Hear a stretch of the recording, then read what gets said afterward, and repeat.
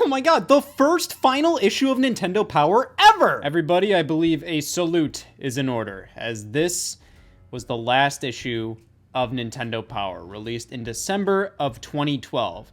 Right alongside the Wii U's launch, so right when one thing of Nintendo was dying, another was also dying. I remember they announced this midway through 2012 or so, and so many people around that time were just heartbroken. They were like, this was a part of my childhood, I can't believe it's gone! These are the same people that had not opened a Nintendo Power in 20 years. You know, it's one of those things where it's like, yeah, it kind of stinks to see this go, but like, frankly, have you been reading these? 2012 seems a little early, all things considered, but hey, I mean, magazines were dead. Sure, we still always see them out and about, but I mean, who's really subscribing to a certain magazine anymore? But it was still pretty crazy to see. I mean, Nintendo Power was synonymous with the Nintendo brand. I mean, like, everybody knew what Nintendo Power was. And nowadays, well, I mean, they still use the brand. Nintendo's YouTube channel hosts a podcast called the Nintendo Power Podcast, which is a cute way to have it live on, but I'm gonna be honest, like, after an episode or two, I kind of stopped paying attention to that. I just don't really care about, like, corporate-made podcasts where the people hosting the thing have to watch what they say. They can't mention PlayStation or Xbox or how this Nintendo game didn't really do it for them. So, not my thing, though I respect it and I think it's cute, but it just kind of makes me think that they could definitely do something like this for the modern era. Even just like a Twitter account, the Nintendo Power Twitter account that is a Nintendo-run news account for all things Nintendo. I think that would do pretty well. I mean, I follow a couple Nintendo-based news accounts, and how much more directly from the source can you get than from the actual source, Nintendo? So, I mean, that's one way they could bring back the brand and kind of instill that Nintendo Power magic in today's youth. But there will never be anything like the magazine. I mean, I used to collect all these magazines, Nintendo Powers included, and every now and then during card trips and whatnot, you know, I would pick a magazine or two and bring it along and just kind of, you know, go through it. Magazines were like truly the best deal of all time for a kid. It's like a book on steroids. You can read it, but you can also just look at things. And there's always something new you're gonna notice. I mean, like with these advertisements, there's always like something about them that you don't really see until you view them like the third or fourth time. So I used to love magazines, though around the time that late 2012 hit, I already kind of unsubscribed from Nintendo Power. I wasn't reading magazines anymore. There just wasn't much of a point. So while it's sad to see go, I mean, like, it made sense. I wasn't reading at the time, were you? But regardless, they still went out with a bang. We have this new Super Mario Bros. U focused cover here, which may look a little awkward to somebody who doesn't get the reference. I think it's pretty obvious what the reference is, but this is actually based on the first issue of Nintendo Power, which is an awesome throwback. And it shows just how far we've come in 25 years. They realized what Mario's hat color is. It was incredibly fitting for the first one to be about the newest Mario game and the last one to be about the newest Mario game. Both 2D Mario games and both featuring a cover constructed out of clay with all these certain elements here, but of course with elements replaced to coordinate with the game we're talking about here. It's honestly really beautiful. But I've never looked through this final issue outside of just gawk at the that front cover here, so might as well just take a peek at it and see what was going on. So of course, like I said, this came out right alongside the Wii U's launch, and this issue is mainly focused on reviewing many of the launch games, but it also mentions how we're gonna get the greatest games of all time and a kind of a retrospective of the past 25 years of Nintendo Power. So let's take a peek. We also get a free poster, and this poster is a giant collage of all the Nintendo Power issues. This is awesome. Look at that. An absolute beauty. The fact they were able to include all of the magazine covers from issue 1 all the way to the end, and just this beautiful collage. Like, this is seriously incredible. But that brings us to the actual magazine itself. So this was back in December of 2012. The Wii U had just launched. So there was obviously nothing to talk about. We have a GameFly ad, also showcasing the newly released Wii U games. Also, Wreck-It Ralph on Wii. That's the big deal this time around. It was kind of dumb. I remember, you know, hearing like, oh man, a Wreck-It Ralph video game is being made, and it was for Wii and 3DS, maybe DS as well. And I thought like, wow, that actually sounds like it should be pretty cool. I mean, the entire movie is about video games, so it's just like, yeah, when you look at it, it's bad. It's completely worthless. It's just a stupid, easy tie-in 2D platformer with the movie. Just huge wasted potential on that one, but still, you know, hey.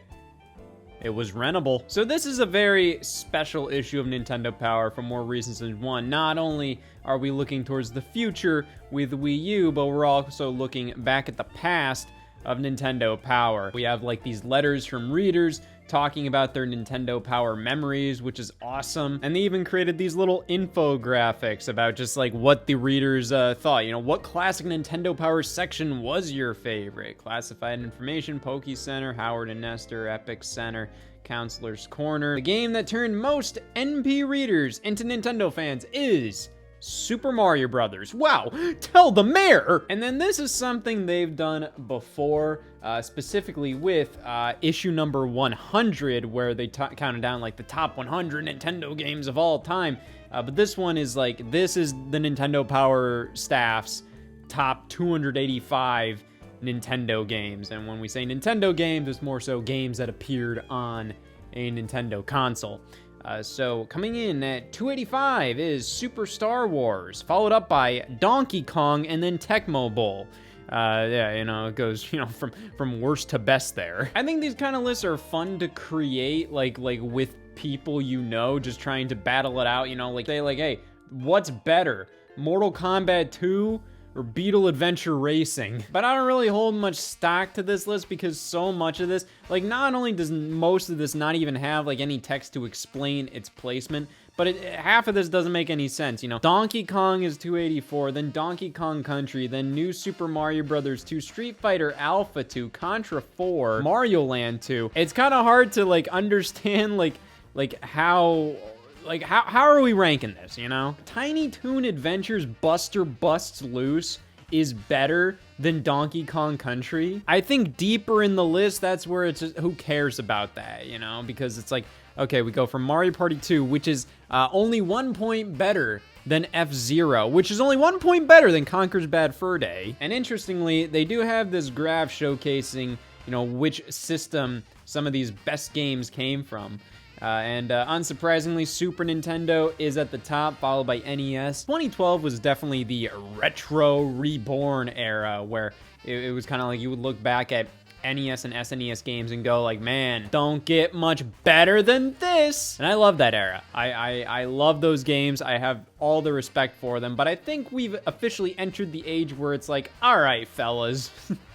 Games have progressed in many ways. Yes, some of the greatest games of all time were on Super Nintendo and NES, but you can say the same about all of the Nintendo platforms on this list, you know? Okay, I just gotta ask, what the hell is this? Okay, so Mario Golf Advanced Tour is at 216. Then, you know, we have Mario Kart Double Dash, which isn't as good as Teenage Mutant Ninja Turtles 2, the arcade game on NES. But thankfully, New Super Mario Brothers is better than that, but Pokemon Red and Blue is better than that, but Earthworm Jim 2 is better than all of those.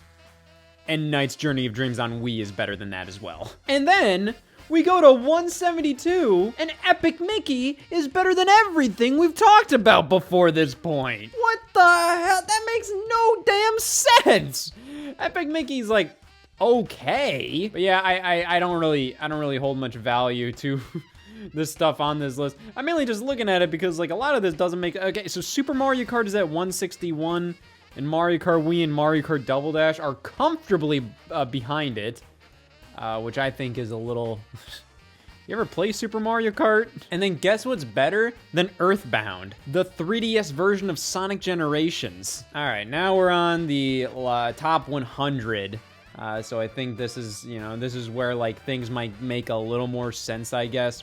But even then, like I'm just seeing some weird like serious. Sonic Colors is better than Smash Brothers Brawl. Again, a little lower. A lot of this stuff is making a little more sense. WWF No Mercy. That seems like a bit of a biased pick, but I'll allow some biased picks here. It's obvious. Like if you put this here, it's just mainly like, oh man, there's a lot of wrestling fans on this team, but it's just like you're putting that above like Earthbound and Mario Sunshine and Kirby Superstar and the original Metroid and Ghost Trick and Final Fight. Literally like everything on this list I can make an argument for. Okay, so in the top 50 here, we have the original Ninja Gaiden, the first Mega Man, which Mega Man deserves to be maybe like, at least in the top 285 somewhere, but like top 50, above all these other games, especially with Mega Man 3, just like two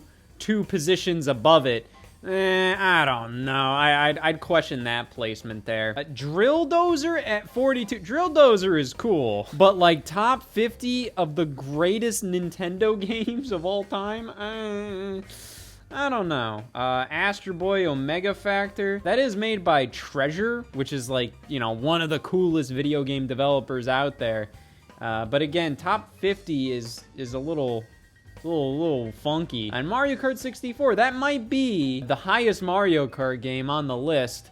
And it edges out Twilight Princess, which, hey, we got a lot of Zelda games right here. Twilight Princess, and right below it was Majora's Mask, and then just a little bit below that is the Minish Cap. Okay. I mean, I'll see what comes after this. I mean, it depends on what comes after this. If I'm gonna see something like fucking Scooby-Doo on GameCube on here somewhere, gonna have a problem with that. But Mario Kart 64, again, it kind of depends on the era. Like 2012 was definitely the era where there was this feeling that Mario Kart 64 was like the peak of the series. That's where it all peaked. But looking back at it all, that is undoubtedly all nostalgia-based. Mike Tyson's Punch-Out!, Resident Evil Remake, Yoshi's Island, Beyond Good and Evil, Link's Awakening. Yeah, a lot of this is feeling okay. I'm okay with that. Super Mario 3D Land, I think that's kind of recency bias there. I mean, Mario 3D Land I think is a phenomenal game, but it's pretty basic, all things considered.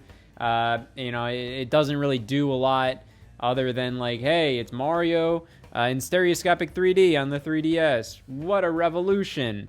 But like, it was kind of the only game that needed the 3D, and even then it didn't really need it. I'd put it maybe like somewhere in the top 100 maybe, but I don't know if it belongs in the top 20 above all these other games. Even Beyond Good and Evil, I think Beyond Good and Evil is great, but the 26, that's a bit up there. And then we have Elite Beat Agents at 13. I think Elite Beat Agents is pretty sweet. Top 13 Nintendo games of all time. And then here we have Skyward Sword, number 11. Again, that's definitely some recency bias. And we look at the top 10 games here. All right, let's see. We have Resident Evil 4, Wind Waker, Super Metroid, Mario 3, Mega Man 2, Mario World, Final Fantasy 3, Mario Galaxy, A Link to the Past, and I wonder what number 1 is. Oh my god, does it rhyme with Ocarina of Slime? I dare you to name a more boring pick for best game ever. I mean, I know Ocarina of Time is a landmark title and everybody's favorite game. It's just, I'm like, why even? You might as well just say like, Ocarina of Time is the number 1 game, and then here's everything that's worse than it. Because we all know, like, what else was it gonna be? Especially in 2012, this was always considered like the best game ever. I just find it to be kind of a boring pick at this point. I'm like, yeah, it's Ocarina of Time. All right, moving on. I gotta admit, that was a funny list.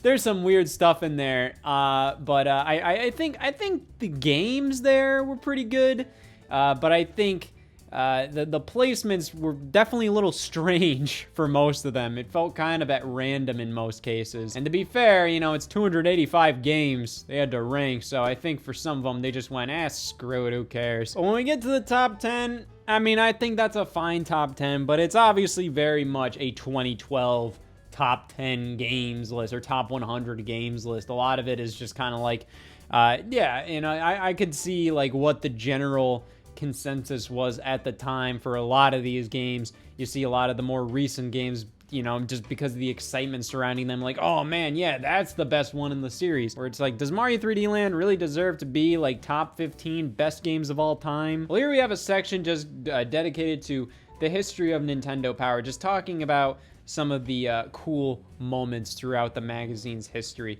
Maybe not cool moments, but just like elements of the magazine's past. We have Counselor's Corner, showing some tips and tricks, the Howard and Nestor comics, and we're kind of going year by year here, showing how, hey, you know, here was advertisements for the Power Glove and the U-Force, Pack Watch, showing what games are coming out soon.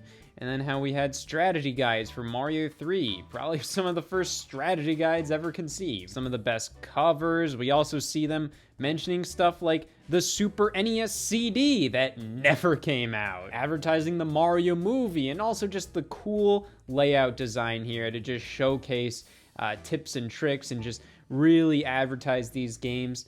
It's great to look back at. Yeah, they're really going year by year here, showing how in 1995 we had this article about the Nintendo Ultra 64, a full 2-page spread of the Virtual Boy. It's unfortunate that these are so small that it's nearly impossible to read most of the stuff here. I mean, you can make out a decent chunk of this, but still. Oh, they showcased the Mask 2 contest, which was a weird moment in Nintendo Power history, where for a sweepstakes kind of thing, you could be an extra in the Mask 2, which was not made. We have 96, and also an advertisement for Zelda Symphony of the Goddesses, which I believe started out in 2011, which was the symphony that was touring around that time. I don't know if it still is. It might be. I don't know. The cool thing about this ad is that it's specifically designed to be here for the last issue of Nintendo Power, with this autograph saying, "Thank you, Nintendo Power. May we meet again in another life," which is just really cool. There's a lot of, finality in a lot of what we're seeing here, where pretty much like even the advertisements are kind of going like, see you later, showing the gradual shift of the Nintendo Power logo. And yeah, a lot of this is kind of just cool to see, like just looking back at these memories, just seeing like these massive moments throughout these years, you know, just the introductions of certain systems and big games being showcased in the magazine. You know, we have pre-GameCube stuff here, talking about the GameCube before that came out, talking about Pokemon during the huge Pokemon craze.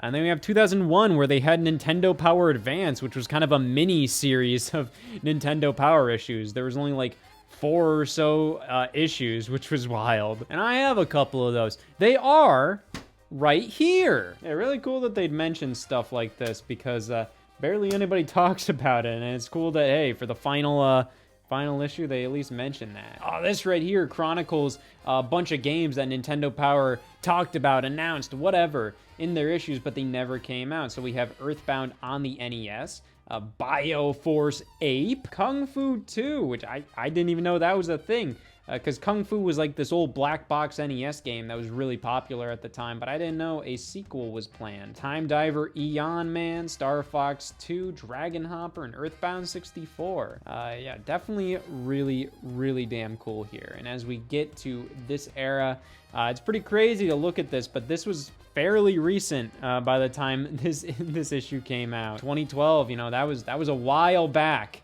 Pretty crazy. We've been without like an official Nintendo Power magazine for this long.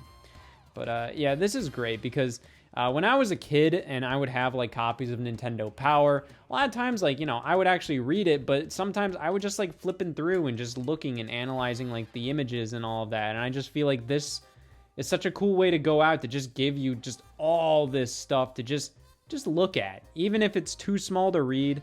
A lot of this is just so cool. We have an Omaha Steaks ad, on the 2008 page here. They have top sirloins, pork chops, stuffed sole, gourmet jumbo franks. They're just pretty interesting, but for 50 bucks, that's not bad. You get 4 top sirloins, 4 boneless pork chops, 4 stuffed sole, like 8 gourmet jumbo frank, 4 boneless chicken breasts, and baked potatoes. For 50 bucks? That ain't a bad deal at all. That's wild. And because this era of Nintendo Power wasn't done by Nintendo themselves, they were definitely able to be a little more not crass, just because they say the word crappy. I don't really know if that's like, oh, whoa there, bucko. But they're able to look back and kind of just make fun of themselves. They consider these 5 covers to not be that great, which is unfortunate because this one right here was my first Nintendo Power issue. Now, I didn't have this cover because what was weird is that sometimes for the subscriber edition and the newsstand edition, they would be completely different covers. So this wasn't the cover I remember. This was the cover that was on newsstands, but still, unfortunate that my issue is considered crappy. And then we move over to the last 2 years here. 2011, they show off the Wii U reveal, and then 2012, the final year. So I know a lot of people have nostalgia for, you know, this era of Nintendo Power, you know, back in the 90s. And I understand that because, you know, like I wasn't there, so I can't be like, how are you saying that was the best? But I personally like this era of Nintendo Power, which, you know, who cares what I think? Because like, oh my God, this is what I grew up with compared to what you grew up with. Well, what I grew up with was better. Now, I'm mainly talking about how the tips and tricks stuff is cool, and that was definitely necessary back in the 90s. But in this era, like this genuinely feels much more like an actual time capsule, where you can sit down, pop open Nintendo Power, and know what the hell was going on at that time. Where if I flip through like a 90s issue of Nintendo Power, so much of it is just like these full-page spreads on how to play certain games. So in terms of what I find more value in these days, I still go with like the 2000s era of Nintendo Power. That's not to take anything away from the 90s era. The 90s era was instrumental, but I'd rather flip through like a 2000s and onward issue, because I've flipped through so many 90s issues and they're really cool, but I just wish they would do more stuff like Pack Watch, that thing where they would talk about games coming out soon. I like seeing that stuff from these old issues. That was awesome. Here we have many of the Nintendo Power editors just looking back at their time with the magazine, and it's just a bit sentimental to just see how much a lot of these people really value just their time just working for this magazine. It shows how important this magazine really was, and many people who were, you know, working for Nintendo Power are still working at like Nintendo today. Like I see Nate Bildorf, that's a name I recognize, you know, working at Nintendo of America. And yeah, it seems like pretty much the bulk of what they were talking about in this issue was just reminiscing on Nintendo Power, because we're already at the reviews section, which is a giant Wii U review blowout. All right, let's see what I have to say about these things. New Super Mario Bros. U gets an 8 out of 10. I think that's fair. But that's specifically talking about it at the time. I think these days, I think highest I'd go is like a 7 out of 10. It's just, New Mario U is just pretty boring, but it's still a quality game, so I think 8 suffices. Scribblenauts Unlimited 8, I think that's also fair. Scribblenauts is like a game that I have so much respect for, and I love when I play it. Like, I genuinely think at its core, it's definitely one of the coolest puzzle platformers of all time. But I think if we're being fair, I think an 8 makes sense for that. I think that sounds about right. Nintendo Land at a 7? Buddy, you gave Skylanders Giants an 8. I don't trust this magazine. Yeah, I think Nintendo Land deserves an 8. I think this was definitely one of the best games to get at launch. One of the best games on Wii U in general, just because it actually used the gamepad in good ways. And it was beautiful, it sounded great, had some awesome addictive games in there. Yeah, I think that deserves an 8. Skylanders Giants, bleh. From my time with the Skylanders games when I was doing the Toys to Life episode of Scott the Woz, Giants just felt like just Skylanders 1, again, with a dumb gimmick. The gimmick of just bigger creatures. I don't give a damn. Rabbids Land, a 5? Yeah, that's about right. The thing about Rabbids Land is that it's not like bad in the sense of like it has bad ideas or anything. It just felt like something where they had a couple of ideas and they were too far in development to kind of like tweak those ideas and formulate like a really core, like flowing as well as it could be game concept. So they just kind of threw it all together in a crappy little like board game kind of mode kind of thing. Zombie U a 9? No. I understand a lot of people love Zombie U, but with that being the highest rated game we've gotten so far, no.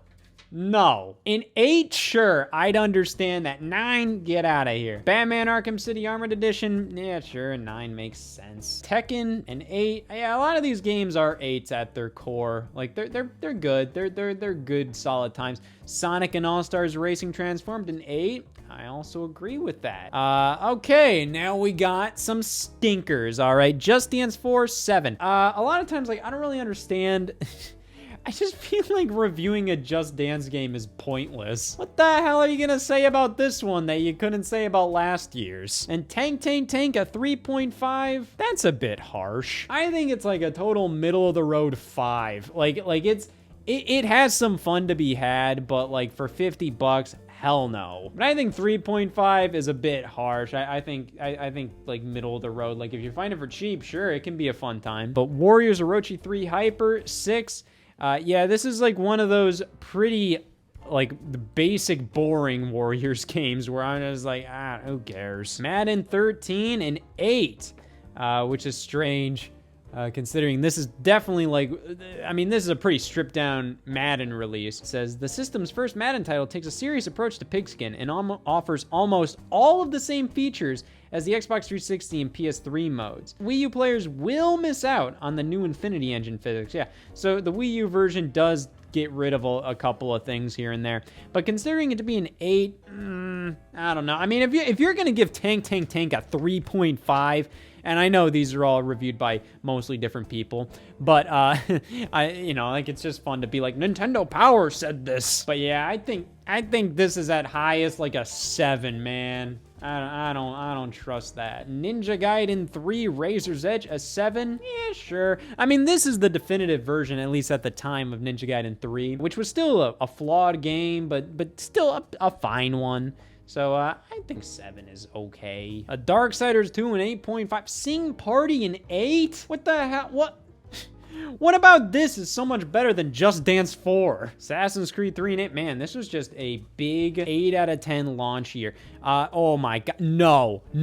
Epic Mickey 2 on Wii U is trash, man. 7 out of 10. Nah. I don't trust that. But as we are nearing the end here, they did something a little cool, which was Nestor and Max, which is actually kind of taking an old school comic from the early years of Nintendo Power, which was Howard and Nestor, and kind of giving like a Nestor a bit of an age. He's grown up. He has his own kid, and just kind of doing one final comic featuring them, which is really cool. And the comic is just kind of like, yeah, he ends with just like leaving the room full of Nintendo memorabilia and Nintendo Power things. And they have a lot of cool attention to detail here, because Nestor starred in one game, which was for the Virtual Boy, and that game is right there with the Virtual Boy. It's a really cool way to end the Nintendo Power legacy. And yeah, we end on fucking dumb Ocarina ad. But in reality, we officially end on a game they trashed in this issue. And that was the final issue of Nintendo Power. It seems like they didn't really care to do much in terms of, news and upcoming games because, what's the point? Also, I don't really know how much they could talk about considering in December of 2012, there was nothing going on for Wii U other than the fact that the system just launched. No major news, no major announcements. That we had to wait until January of 2013 for Nintendo to talk about really anything. But it also showed January 2013, that was when kind of Nintendo Directs became the big thing they are now, or at least they were starting to become. Like, Nintendo was showing, like, this is our future, this is our next direction in terms of getting information to our viewers. And Nintendo Power was kind of like, for a while there, Nintendo Power was still kind of like an obsolete thing that was just being kind of kept alive because of legacy and because, you know, hey, everybody had a magazine. But by the end of 2012, you know, the internet had pretty much officially taken over when it came to how people were consuming their video game news. And it was unfortunate that Nintendo Power went as soon as it did. I do think there would have been maybe a way that they could have brought it back in a different method and kind of had like a bit of a like a Nintendo. They could have had like a Nintendo Power social media account or something, or Nintendo Directs could have been called Nintendo Power. I think it's better that they call them Nintendo Directs because like I think that would just lead to brand confusion, but still I think there was ways they could have kept the brand going. But Nintendo has, you know, I'm acting like they never did. They have like this podcast on their official YouTube channel called the Nintendo Power Podcast. And I loved the concept, but this is just, and like, this isn't anything against the podcast itself. It's more so just me talking about like these corporate led projects.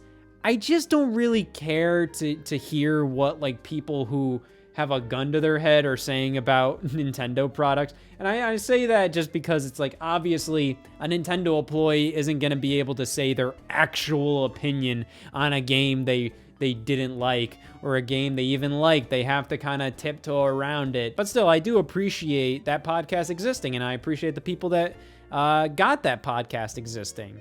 I would love if, you know, they actually kind of went in and did more like behind the scenes stuff. That's kind of the big thing I would love if it was like, hey, you know, power to the players, source for Nintendo players straight from the pros. Maybe if they did more stuff from that angle, or like behind the scenes features or interviews with creators, because Nintendo Power did that kind of stuff. They did these like things called power profiles, where they actually showed something over here where they talked to Miyamoto here, and they had a couple of different game creators come in to just talk about their work. And I would love to see more stuff like that, but as it stands, I think the Nintendo Power legacy will always remain. I mean, it's always kind of like, man, this was the video game magazine. This is the most iconic video game magazine out there. Next to the Tips and Tricks Codebook GTA 4 How to Kick Ass Bowser issue.